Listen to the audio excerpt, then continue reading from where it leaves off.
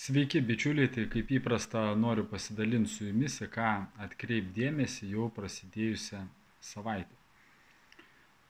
Taigi, rytoj, Liepos 16 dieną, diena būtų bendrai palanki įvairiems darbams susijusiems su statybom, su nekilnojamu turtu, su transporto priemonių tvarkymu.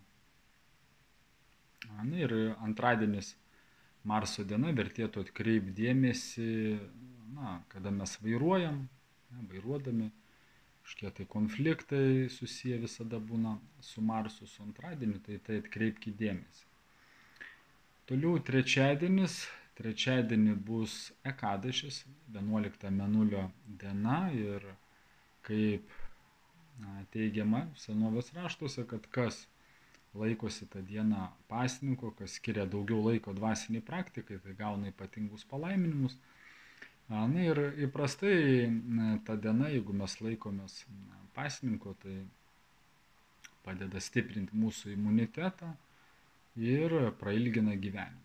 Tai atkreipkite dėmesį, nepraleiskite tos dienos. Na ir kas laikysis pasninko, tai nutraukit sekančią dieną, ten nuo 5:11, reiškia nuo ryto. Nuo 5:11 iki 10:43. Tai reiškia, praktiškai iki be 15:11, įprastai galima suvalgyti tiesiog duonos ir pasakyti tokius žodžius Hari Om Tats.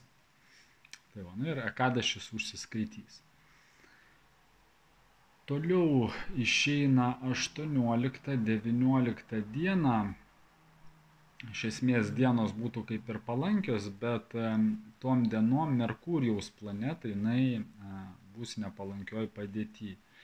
Tai Merkurijus jisai susijęs yra su komunikacija, su dokumentų pasirašymais, su informaciniam technologijom, su buitinė technika. Tai va, visokie tokie reikalai susiję su tuo būtų tom dienom tiek 18, tiek 19 nelabai palankus, nerekomenduoju. Tai va, daugiau kaip kasdieniam visokiam darbam ir viskas ok. 20 dieną, šeštadienį bus 14 mėnulio diena, tai jinai vėlgi ta diena, kai galim jausti labiau tokį emocinį nestabilumą. Šeštadienis skirta labiau poilsiui, askezėm visokiom atlikti. Gali tą dieną būti labiau tokios būdingos nuotaikų kaitos, nepasiduoti kažkokiam irgi negatyviom emocijom.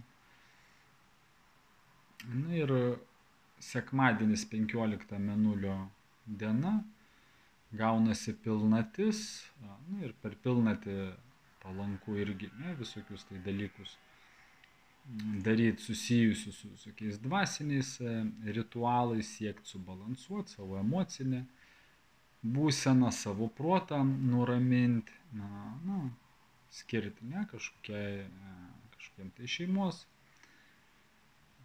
laisvalaikio praleidimui, įprastai tokia kaip ir rami diena. Ir pirmadienis 22 dieną Liepos prasideda naujas mėnulio ciklas ir tai bus ciklas, kada mėnulis dylantis ir reiškia atiduoti, reiškia kažkokias tai skolas pabaigti anksčiau pradėtus darbus.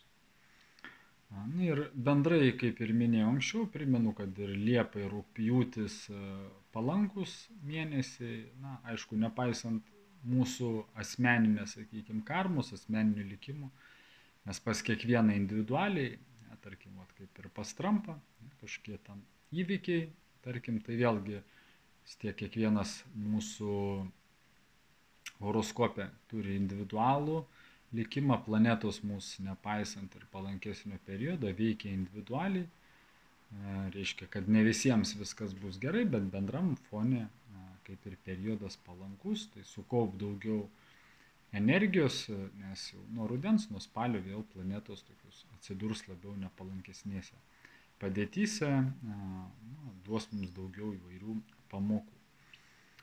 Tai būtų, bičiuliai, tiek, į ką atkreipkite dėmesį.